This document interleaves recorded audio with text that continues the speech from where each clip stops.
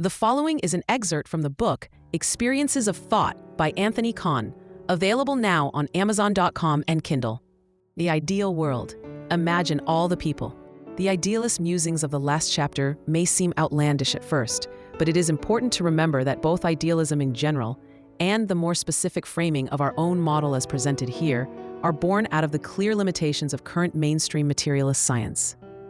Conscious awareness and our experiences of thought have been treated as naturally arising artifacts of a biological computer far too readily and for far too long. Scientists have been given carte blanche to dismiss the marvels of consciousness and get on with the business of measuring and modeling a material world, even though consciousness is utterly inseparable from all that we could ever know about this world. Now, this is not to say that no materialist scientist ever thinks about consciousness, but they are nevertheless apparently willing to consign its mysteries to the mechanical workings of the brain. If consciousness is assumed to be the product of physical processes, then is it not reasonable to also assume that it too must be in some way fundamentally physical? But in what way is an experience, or a thought, or an idea, or a mental construct physical? To make them so, we need to completely redefine what is meant by physical. They may deal with matter or time or space, but they are in no apparent way any of these things. They may consume energy, but they are in no apparent way the same thing as energy. Conversely, time, space, matter, and energy can all be interpreted as constructs existing within consciousness, because that is precisely what they are insofar as our entire awareness and experience of them. The Sagan standard is popular among scientists, and rightly so, for it is an innately logical statement. It mandates that extraordinary claims require extraordinary evidence. But is not the claim that conscious awareness arises from electrical activity in the brain an extraordinary claim? And where is the evidence?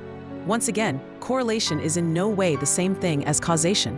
And if two correlated phenomena are indeed a cause-effect pair, then how do we determine which is the cause and which is the effect?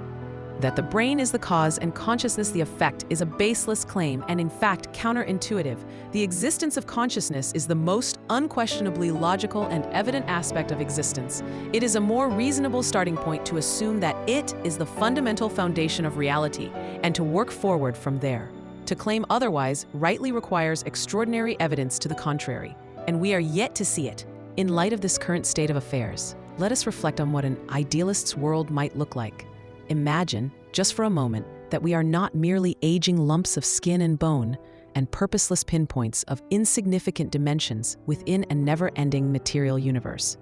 Imagine that all these things are just experiences of thought, our experiences of thought, and that all that ultimately exists is ourselves, and that everything is subsequently derived from us. Imagine how we would rethink our transient existence in this world, and imagine how much more we would value ourselves and each other. Imagine how our priorities would change and how insignificant the minute differences that divide us would become. Imagine all the people. In this chapter, we shall do just that.